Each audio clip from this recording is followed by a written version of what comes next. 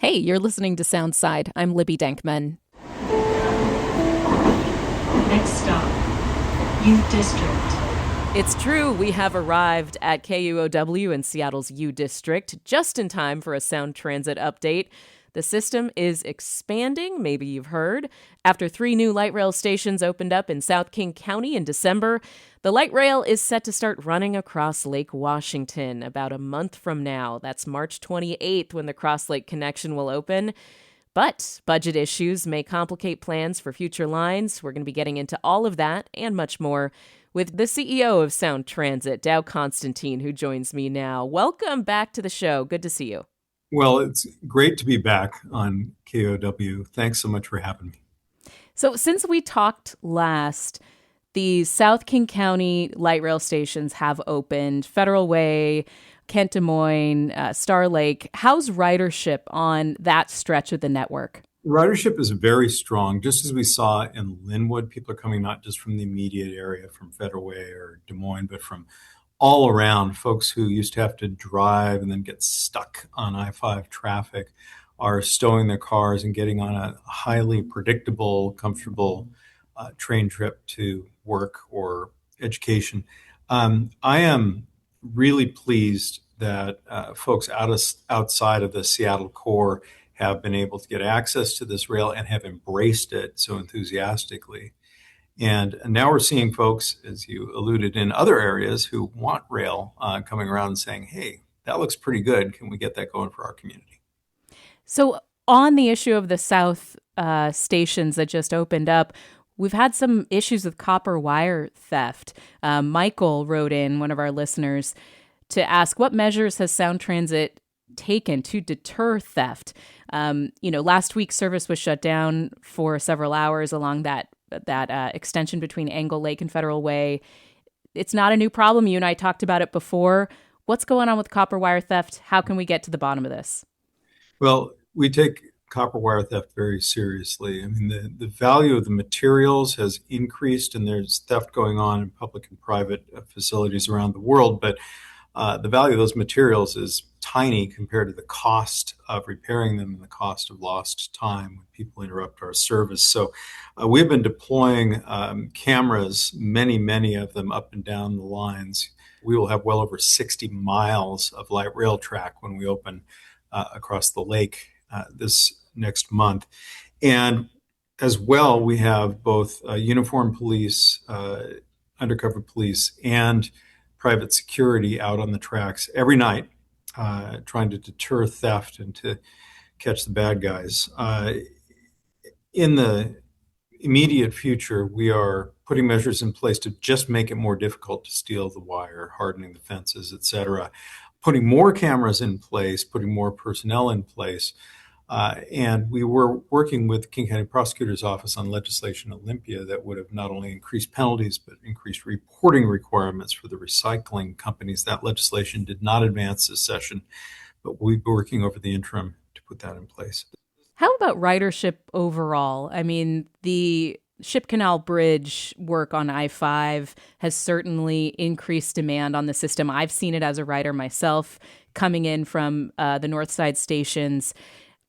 I think that, it's great to see a lot of people on the trains, but that's just anecdata on my part. What are you seeing in terms of ridership right now overall? Well, first off, I have the same thing as you. Every time I get on those trains, there are far more people. And folks are having to stand sometimes in the mornings, like many transit systems around the country and around the world. And we're pleased to have them all. We've just doubled the service between the International District and Linwood, and that is helping because we're able to add the trains that will soon be serving the east side across the floating bridge. And we also had the biggest transit day in Northwest history just a couple of weeks ago with the Seahawks celebration. We now think we had over 225,000 people board light rail.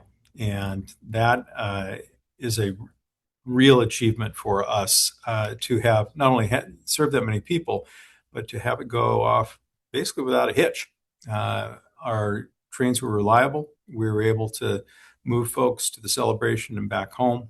We had one lost kid who was reunited with their parents. And other than that, it was a monumentally successful day, not just for us, but for all of our transit agency partners around the region. So I think we're um, really maturing quickly as a transit riding community. Did that teach you anything about the usership during the World Cup coming up in June and July?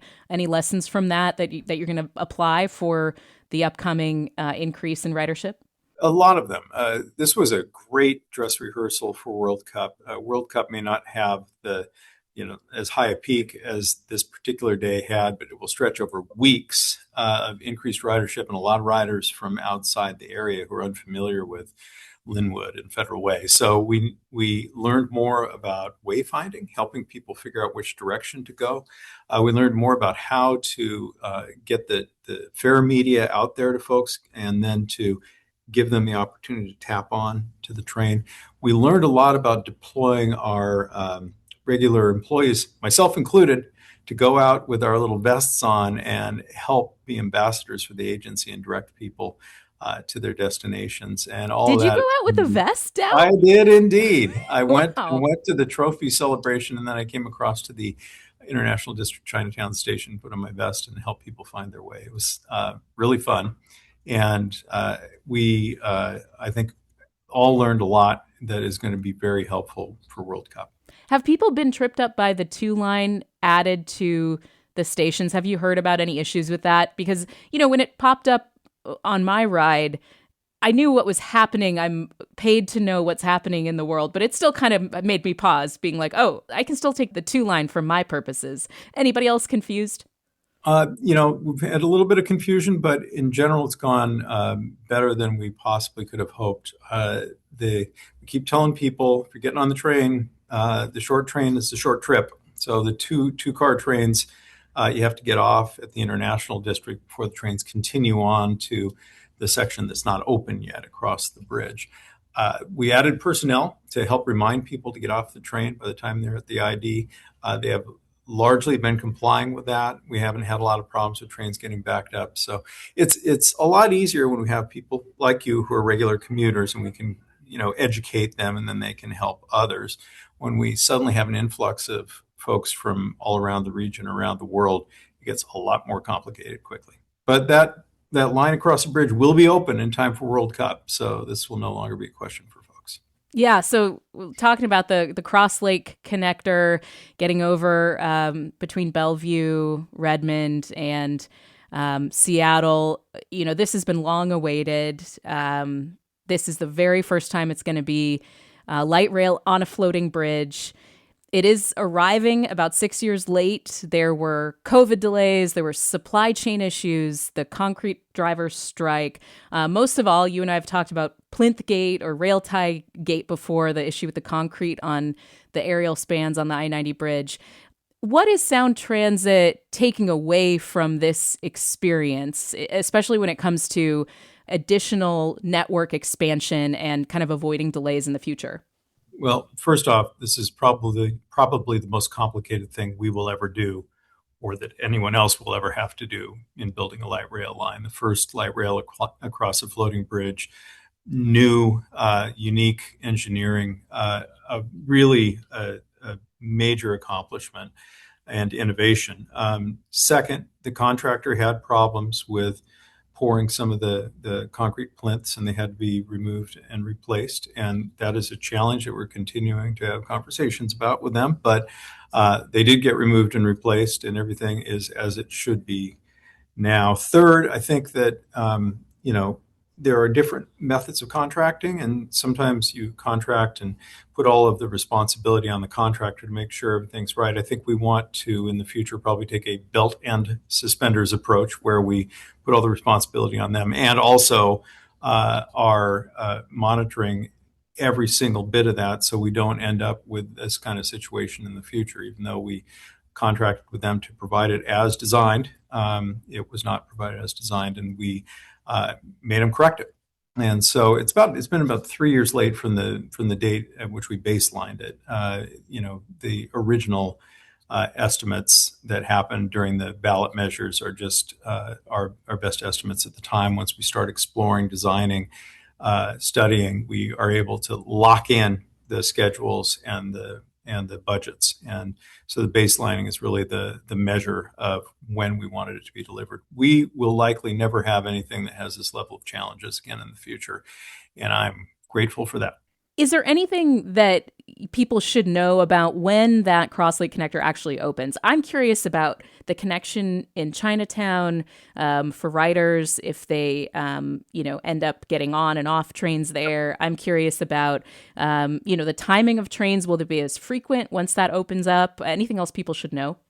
So at peak travel, we're going to have 8-minute headways. That is to say, a train every 8 minutes coming up from Federal Way, a train every 8 minutes coming in from Redmond and across the bridge, and that'll mean a train every 4 minutes from the International District Chinatown Station all the way to Linwood, where we turn them around and head back every 4 minutes.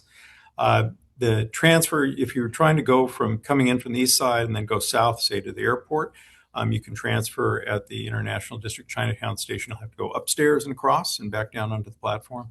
The good news is, and I've experienced this personally, you used to kind of run for the train because you didn't want to miss it because it was a long wait. It is really a lot less stressful now, because if the train's just pulling out as you walk in, there's another one 3 or 4 minutes behind it, and you're good.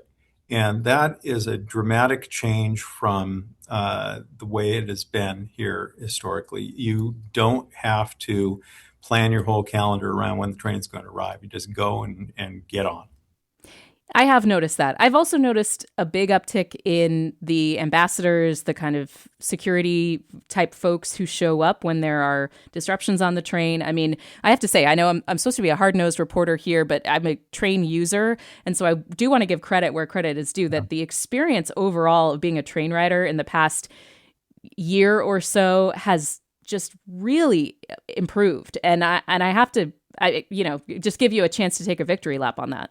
Well, I'm proud of it. I've been here almost a year now. And among the first things I did was convene folks to talk about making sure that our service is safe and secure and clean and reliable. And everybody's got the brief and got the mantra, and they're out there working on that. Part of it involves adding people like ambassadors, private security, and more. Part of it involves these monthly maintenance windows where we close down sections of the track in order to do upgrades that will prevent later breakdowns.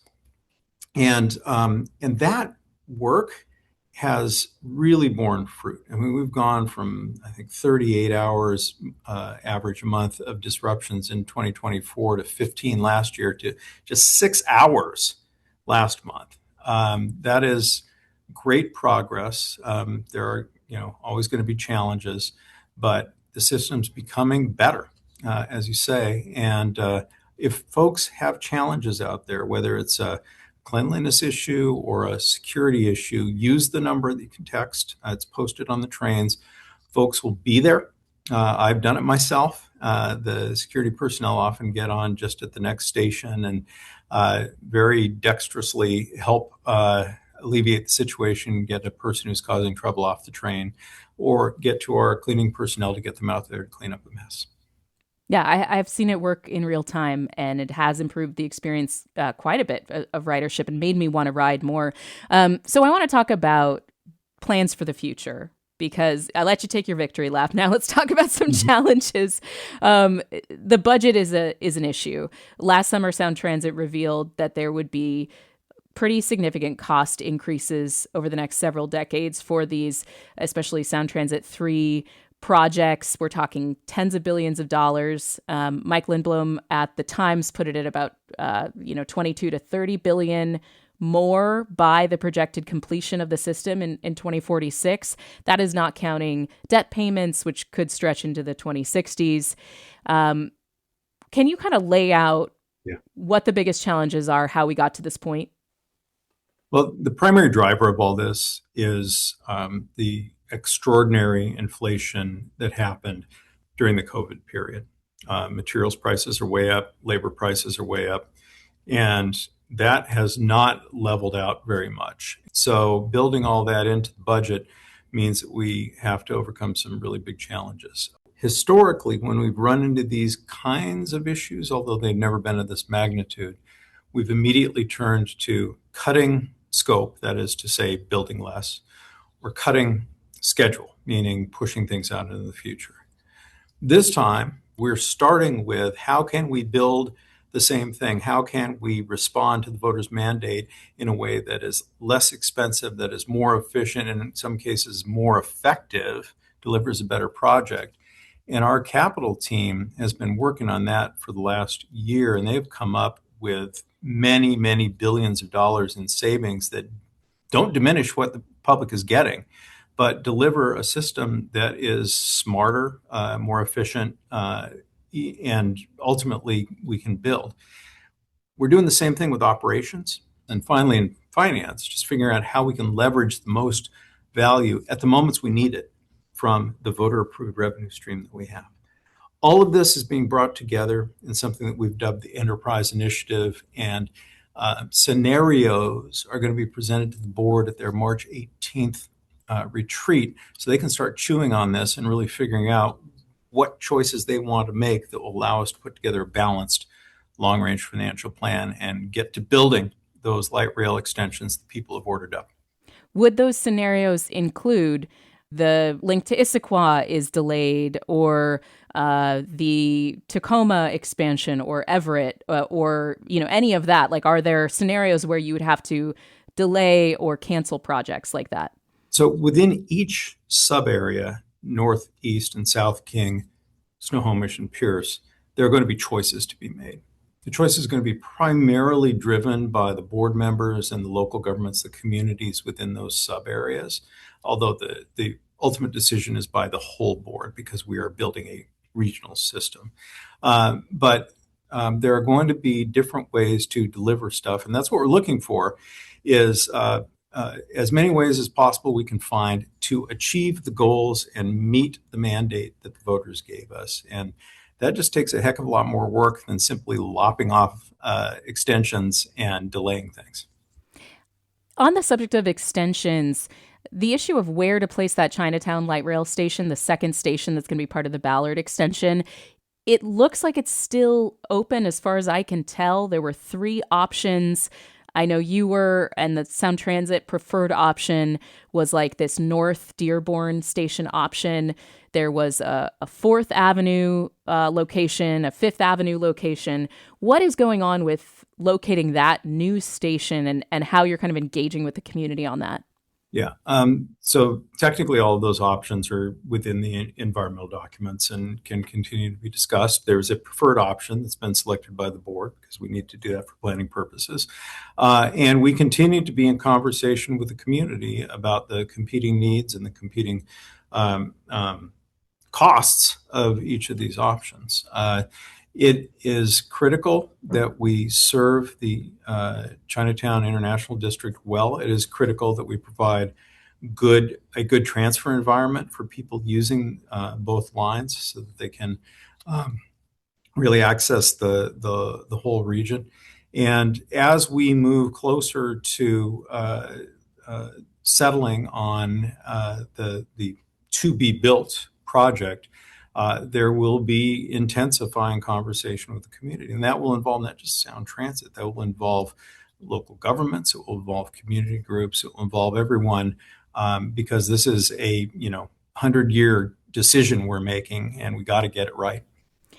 Got a couple more listener questions for you. I'm speaking with Constantine, the CEO of Sound Transit, about plans for the future, about the extension across I-90, all kinds of stuff, copper wire theft. My next question is from Nate in Port Orchard, who had an interesting question about costs. He writes, electricity prices are going up. Demand is only expected to increase. Don't trains run on electricity? Will this impact Sound Transit's operating budget? Well, of course, the world of electricity generation is evolving pretty rapidly as well. So we want to make sure that we're providing transit that is as clean as possible, alleviating as much burden on the global environment as possible, and producing less ambient local pollution as possible. And that is one of the big advantages that we bring to the table. in creating electric light rail and our all-electric bus rapid transit system that we're building on the east side. Fundamentally, energy costs are an important factor in our future cost projections, and we are enthusiastic about the power industry moving away from old polluting fossil fuels and the associated costs and toward newer, what will ultimately be less expensive ways of generating the electricity that not just we, but increasingly the community and the business community need. I have a question from listener Elliot, who is 5 years old. He lives in Wallingford. He got his dad to text in. I can see that you're ready for this one because it's going to be a tough one. Is light rail coming to Wallingford ever? And Elliot says he wants to ride it to school because some of the older kids at his school do get to ride the train to school. Any information to Elliot? Well, Elliot, thank you for your question. In Sound Transit 3, which was passed in 2016, there was a study called out, among several other studies, to see if we would in the future be able to build light rail from Ballard, where we're currently planning rail to terminate, across to the east through Wallingford and to the University of Washington, and then across the 520 corridor and to the east side.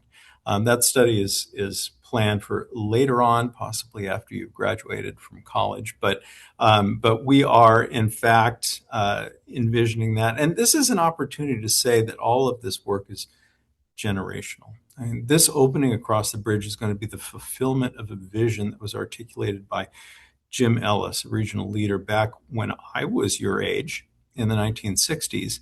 And the voters at that time didn't quite have the vision to join him in building that rail across the bridge. He's no longer with us. I'm honored that I had a chance to ride the first light rail line with him. But when we open this, it will be in part because people like him had that vision, advocated for us to be that kind of region, and urged us to keep moving forward. And for you, we are going to keep moving forward. It may be your kids who ride that rail to school, but we're going to make it happen. I wrote back to Elliot's dad to suggest maybe a bicycle to the U District and then on to school for now, just for the urgency's sake. For now, that'll work. Okay, closing question for you, Dow Constantine. What constitutes success for you during this period of Sound Transit and under your leadership? Yeah, I mean, this year I've set 3 very clear goals: to get the light rail open across the bridge and complete the 2 line, to make measurable and consistent improvements in safety, security, cleanliness, and reliability, and to deliver a balanced long-range financial plan that lets us move forward building the system that the voters mandated. Those are all very heavy lifts. They're a big deal. But I think we have the determination and the people to make it happen. My vision is that we get on a path to build all of the extensions and the other facilities and systems that the people have mandated, and then we begin the conversation about what is next for our region. What do we need in order to move into the second half of the century successful with mobility and a clean environment and opportunity for all our residents. Dow Constantine, CEO of Sound Transit, thank you very much. Appreciate your time and your thoughtfulness in answering everybody's questions. Thank you so much. Thanks for listening to Soundside. Don't forget you can listen live on KUOW 94.9 FM Seattle at noon and 8 p.m. Monday through Thursday, or anytime online at KUOW.org or on your favorite podcast app.